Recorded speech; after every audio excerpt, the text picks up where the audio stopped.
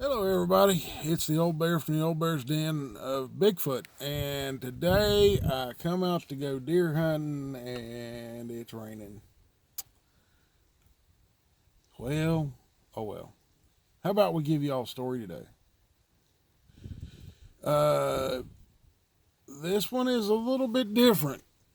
Um, I got a call and talked to the person that had the sighting and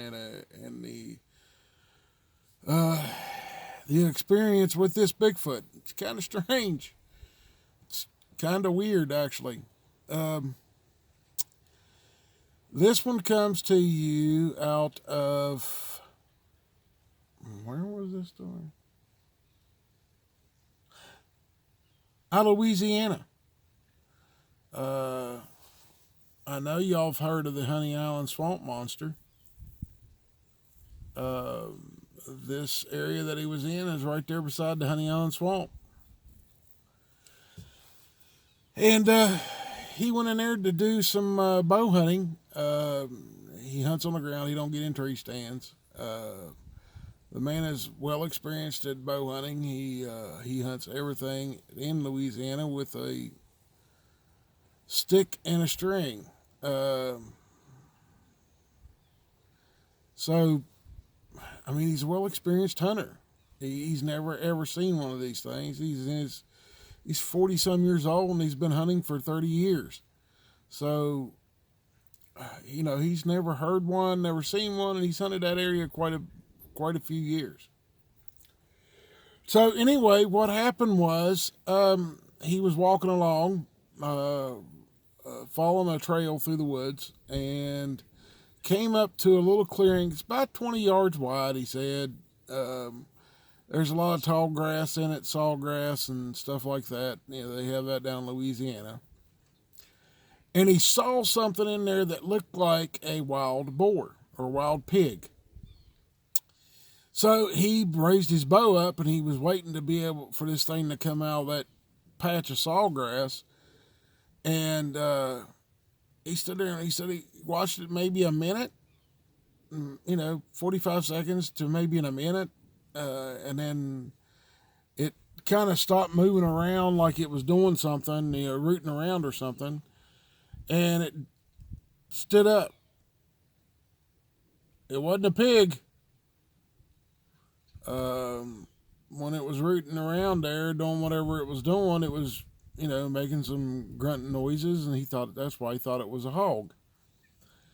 So when it stood up on two legs at a height of around 6.5 foot, um,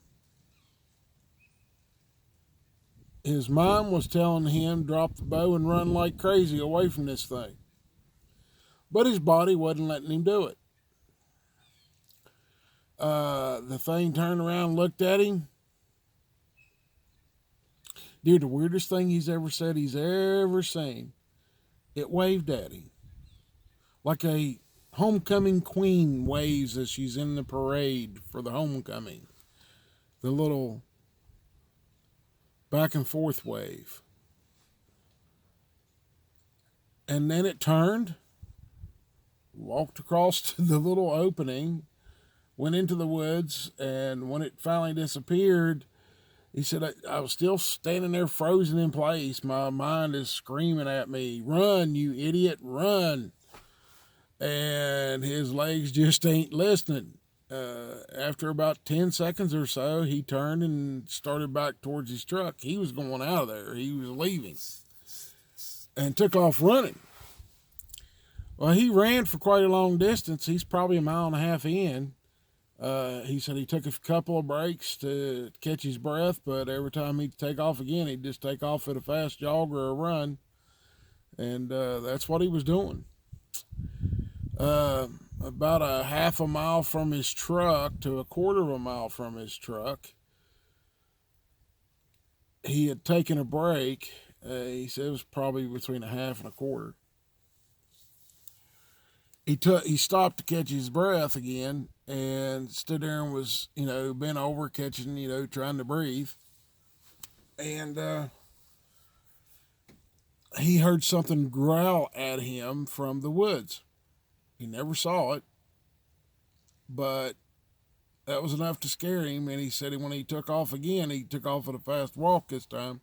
And this thing followed, he paralleled him to almost to his truck, to where the little parking area that he was parked in.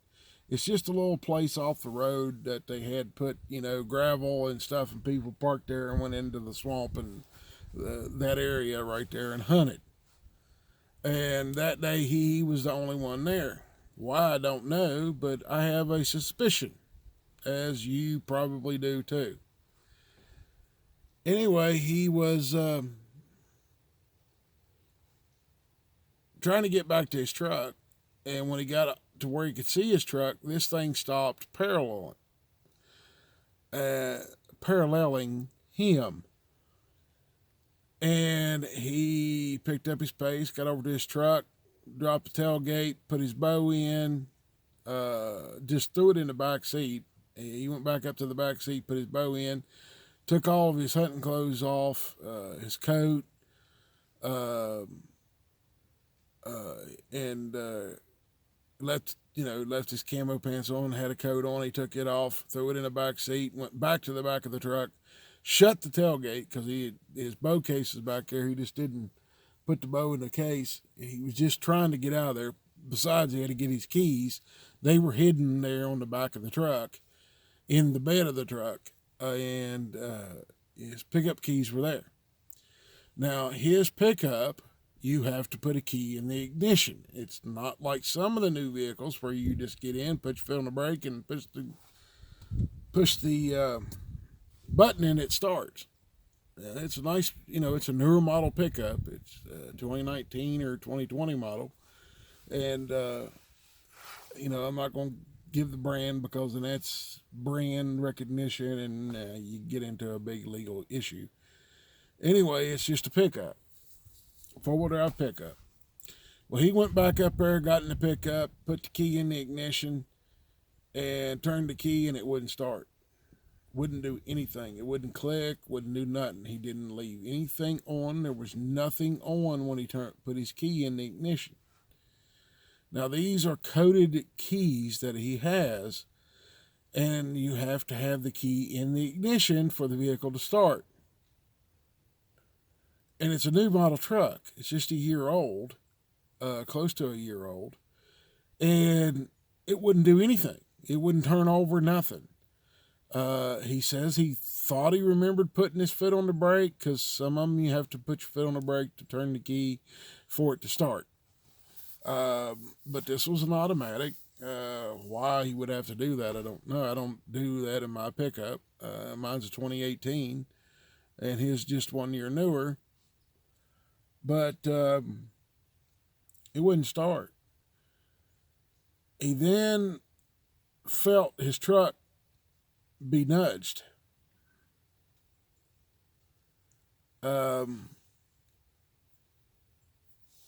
behind. He looked up in the rearview mirror, and that little Bigfoot that he saw, and this was a Bigfoot, it wasn't a dog man, or it wasn't a lizard man, it wasn't anything but a run-of-the-mill Bigfoot.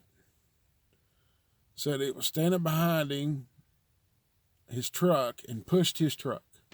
Like that. I don't know if you saw the movement or not in the camera, but it violently shook his truck one time. And for some unknown reason, he stepped out of his truck, opened the door, stepped out of his truck. And when he did that, that little one started up the passenger side of the truck to get away from him, I guess. Well, then he looked and he watched this Bigfoot walk from the back side of the pickup to the front side. And when it got out in front of the truck, it had its back to him, and he started watching it, and it walked right over to the woods. And when it got right there at the edge of the woods, a big one stepped out. He said this thing was 8, 9, 10 feet tall, big, broad-shouldered, 4 or 5 foot across the shoulders, Made the little one look like a little baby, which it could have been. Could have been a juvenile.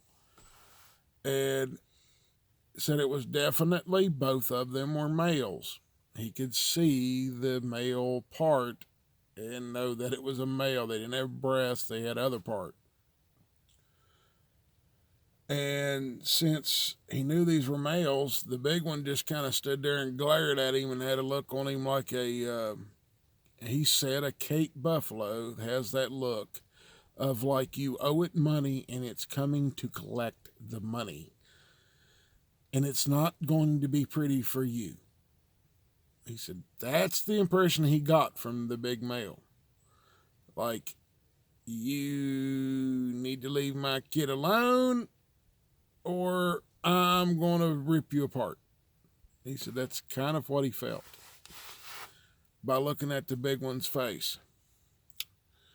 So, the guy is standing there outside of his truck. His truck wouldn't start. He's just standing there, looking at these two creatures. Finally, the big male turns to its right, walks off, goes to enter the woods, and growls at him. Growls, just, and walks right into the woods. Well, the little one stands there and is doing that homecoming queen wave in the parade wave at him. And finally, after a few seconds, maybe 10, 15 seconds after the big one walked off, it turned the same way as the big one and walked over to the edge of the woods, turned back around to him and did the homecoming queen wave again. Then turned around, faced the woods, walked into the woods, and the little one never made a noise. He said it didn't look like it had Down syndrome or anything was wrong with it. Maybe it was just playing. I don't know. If you have ideas why the little one acted the way that it did, why don't you leave me a comment and let me know what you think about why the little one acted that way. And why his truck wouldn't start. Because as soon as they walked off and out of sight, both of them were out of sight. They were both the same color, so I'll tell you the color of them. They were a brown and a black mixed in their hair. The male looked more like an animal. That was what he described it at. Not an ape, but an animal.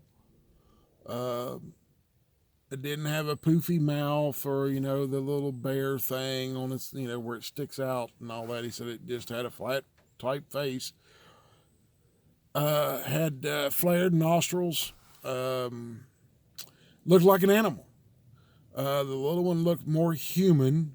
It had, rounded features on its face like a chubby kid. So, and I resemble that remark, so I don't mind making it. Anyways, after they walked off, he got back in, he sat down in the seat of his truck, reached over and said, well, I'm going to try it one more time. As soon as he turned the key, it started right up. No problem at all.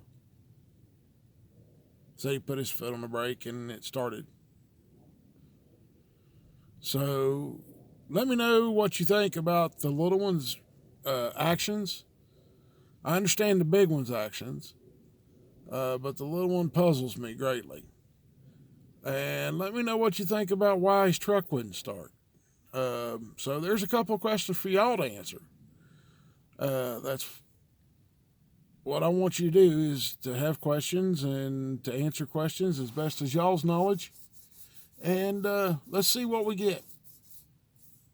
Anyway, that's the end of the story. I hope you all enjoy it. And we will be seeing you on the next one. May all of you be blessed. And the Lord watch over every one of you. And protect you from all the craziness that's going on in this world. And we love you guys. Thank y'all. Bye-bye.